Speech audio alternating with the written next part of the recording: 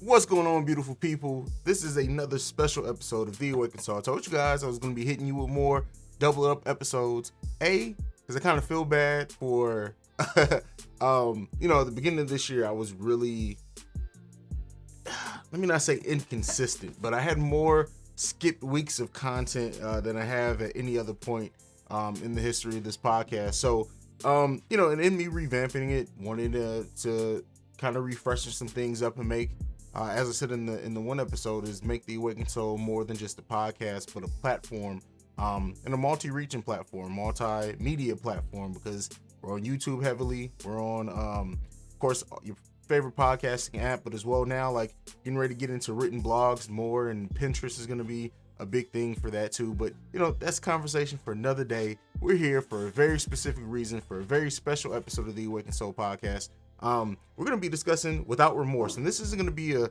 super long or in-depth review. This is just going to be my thoughts on the film. And I feel like this was a film that I was super hyped about. So, and of course, off the top, for anyone who doesn't know, when I do these film reviews, they're full spoilers. I'm not going to be breaking down the story overall, but I may mention some specifics from the movie. So if you want to go in completely unspoiled, you may want to go watch the movie, come back, watch this later. All right. So with that being said, let's get into the review for this one. So this is starring Michael B. Jordan.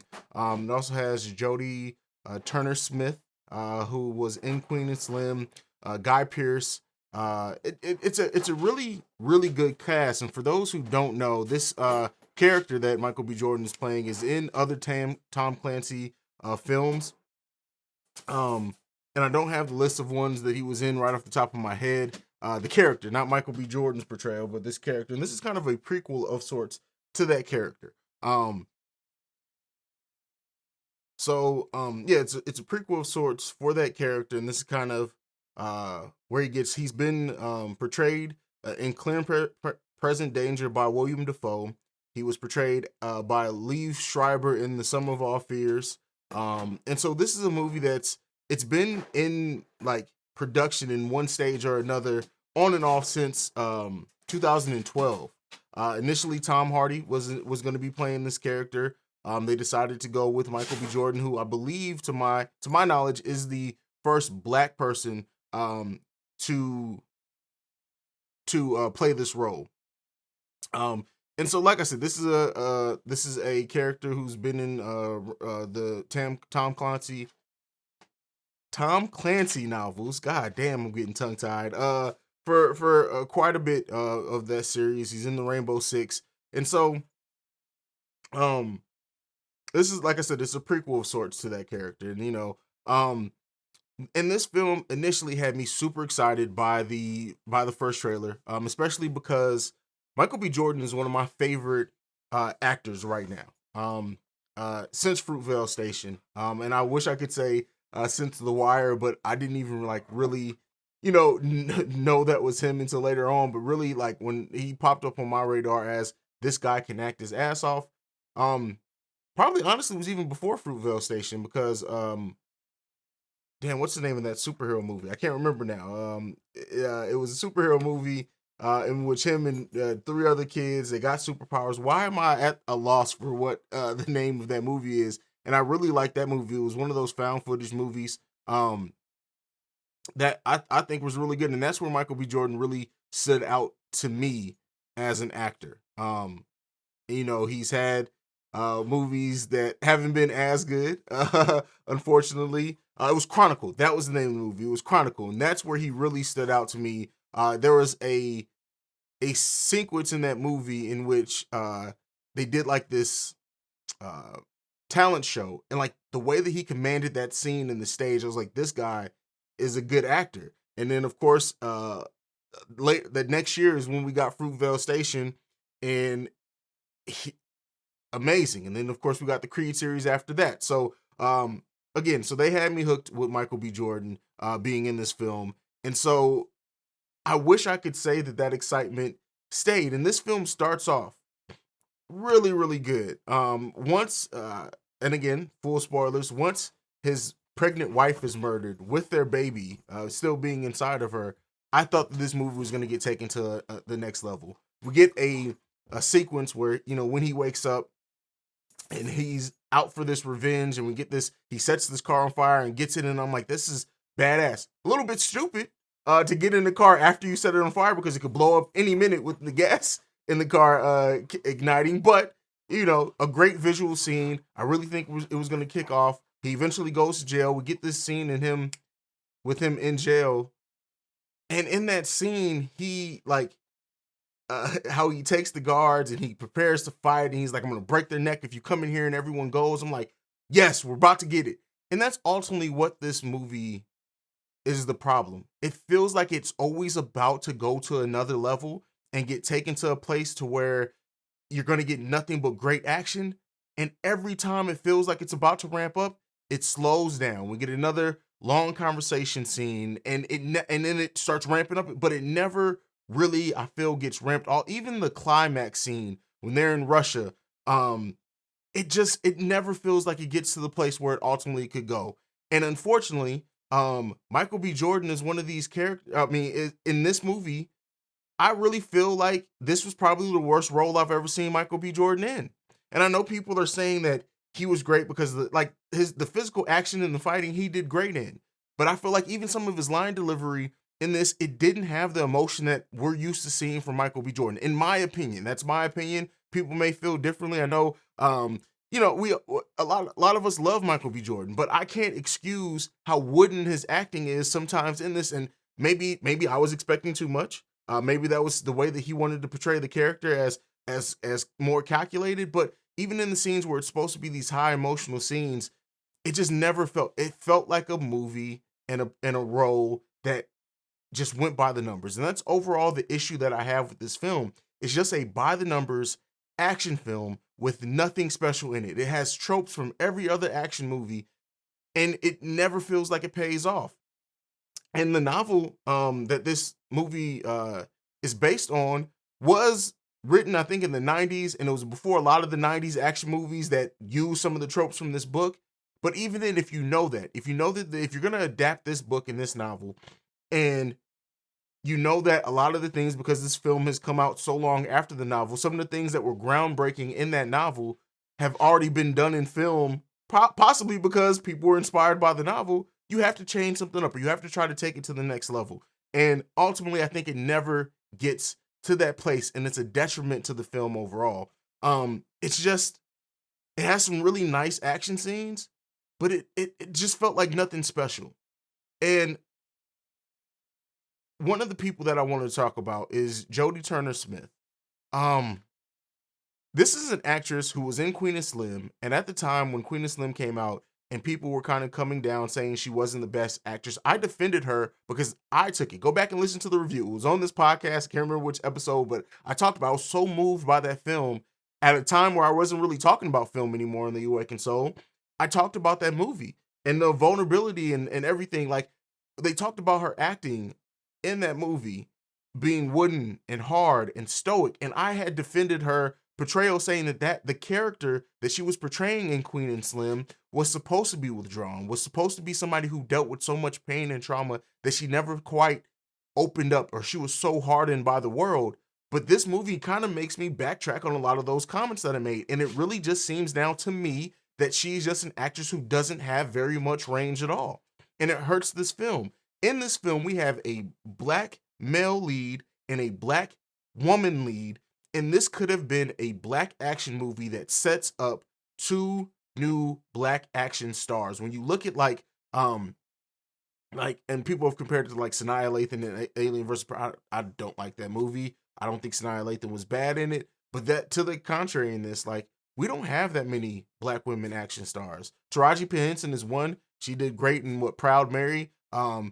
And I felt like this could have been not a star-making role, but this could have been one that put her in a different perspective, in a different light in certain people's eyes, and it was wasted. The way that she delivers basically every line, it seems like she's half asleep. Even like the emotions on her face, she doesn't wear it at all. There's like several interactions between her and Michael B. Jordan's character that it's supposed to be some levity. You're supposed to feel like they have this familiarity with one of each other, and they look at each other as family, and it never comes through.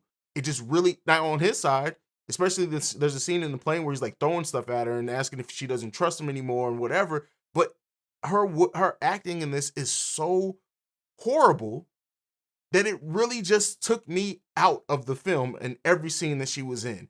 She gets a scene towards the end of the movie where she's in a fight one-on-one, and I felt like it was supposed to be like in the script, they probably thought it was going to be this rah-rah moment. And because I did not care about the character up until that point, it really just felt like, can we just get on with it? And then you have this conversation with her and Michael B. Jordan's character towards the end, and it just, none of this felt the way that I think that maybe they thought it was going to come off. And overall, what I want to say that, and the thing that hurts this movie overall to me is the script.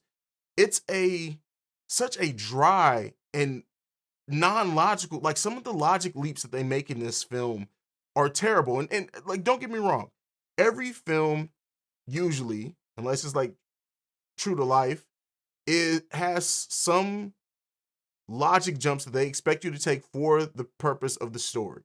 But in this, it's not for that. It's really just to get to one point to another. And like I said, for example, the scene where Michael B. Jordan in the car, like he sets the car on fire, then sits down in the car with the guy and has a whole conversation. And to me, I know that they wanted to portray him as somebody who didn't give a fuck if they lived or died. But this was the start of his payback mission. The start of him wanting revenge. This was the very start of that.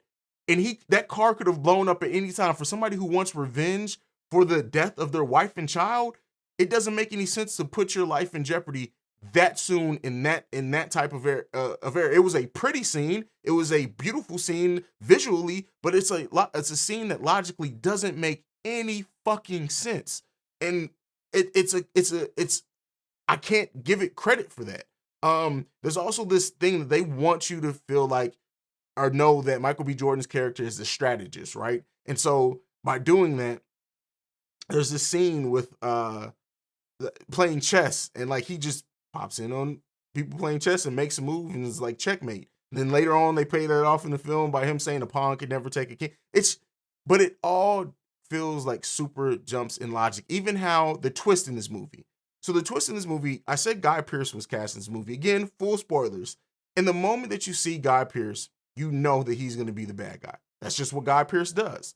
And as you're building through the logic of this movie, it really, none of it makes any fucking sense. So Guy Pearce hired a Russian to come on American soil to kill this guy because he knew that Michael B. Jordan's character would be able to kill the other Russians. They'll find the dead Russian military.